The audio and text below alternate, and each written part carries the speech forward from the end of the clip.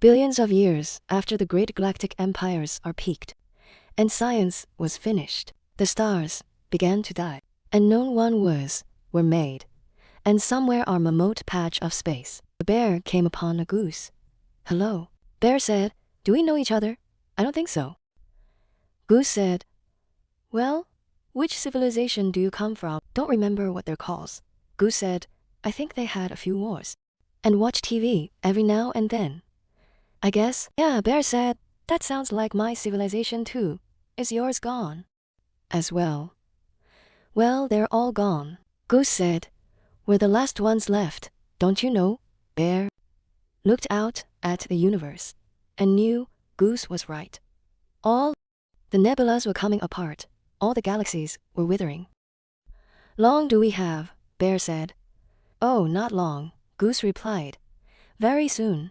Now the universe will collapse back in on itself." "Huh?"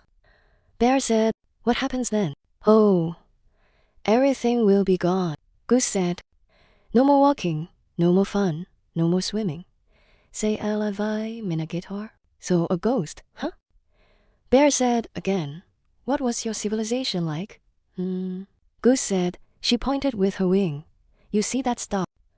My whole civilization began there, and that galaxy. They spread through the whole thing. Music, wrote books, married, divorced, lived, died. Had wars, apologized. Had wars, blew everything up. A billion years of empire, millions of languages, thousands of planets, and now, all gone, all gone." Bear record, "And how about yours?" Goose said. "Well, my civilization discovered the workings of nature, knew how it was all put together, saw the logic in the chaos, built enormous starship, traded with thousands of other empires, traveled the entire cosmos, learned everything there was to learn, then came right back to where they started, saw everything, gave up pity." Goose said, "Anyway, the end will be here soon." "It's been lovely chatting." Goose closed her eyes and was silent. Bear looked out again at the dying universe and felt very sad. "What was it all for?" he said. Finally, what Goose said. What was the point? "Oh, what's the point in anything?" Goose said. She closed her eyes again. An idea came to Bear then. "We know everything." Bear said, "Everything. Our civilization is new." "Sure," Goose said. "And we can do anything. We're all powerful, well within limits." "Well, why don't we remake the universe?" "Well, that's impossible," Goose said. "We could not survive the collapse. It's very close now, just over there." "Well then, we'll set the next universe up properly, for whoever comes after." Goose opened her eyes. "Like how? I don't know. Make it more interesting. Change the rules a bit.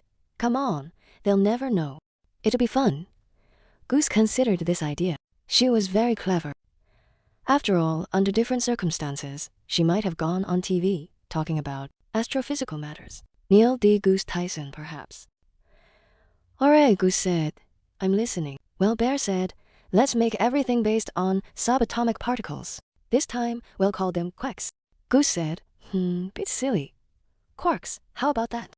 "Fair compromise," Goose said. Bear began setting up the new universe, and we'll make olives taste nice this time. "Okay, good idea. And fruit will grow on trees." "Sounds good, and every now and then, after a good meal, people will throw up a bit in their own mouths." "What, Goose? Why?" "I don't know, it'll be funny." "Don't put that in, Goose."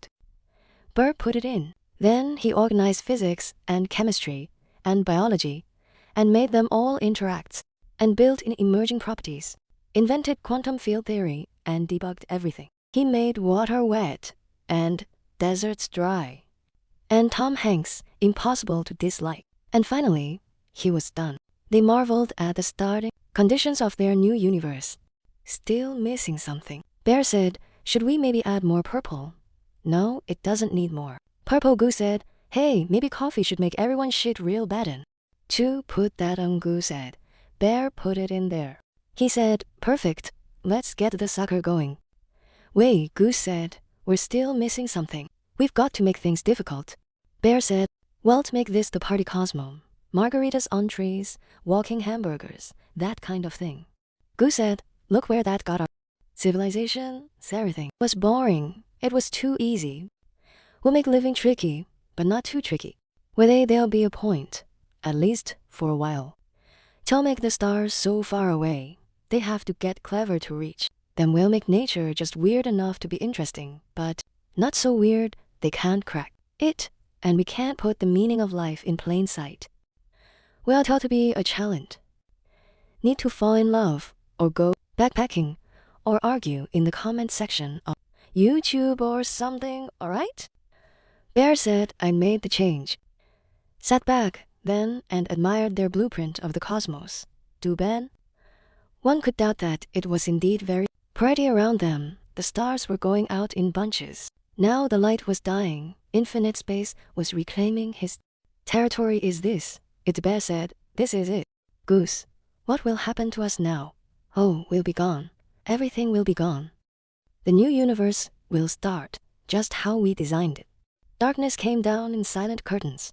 All around them, history was dying. Space gave a little whimpered. The end was just moments away. Goose, I'm scared. Bear said, I know. Bear, Goose said, but it won't hurt. Here, put my wing in your paw and don't let go. Last star died, finally, and space began to collapse into a point. Infinitely small, the laws of physics blurring into each other. And space falling undone. Billions of years have come to this. Soon it would be for nothing at all. They see, Bear said in the next cyclone. Do you think they'll see how beautiful everything? Sometimes, Goose said, only sometimes. All the time will be too much, never will be too little. Now and then they'll see it sometimes, and that will be enough.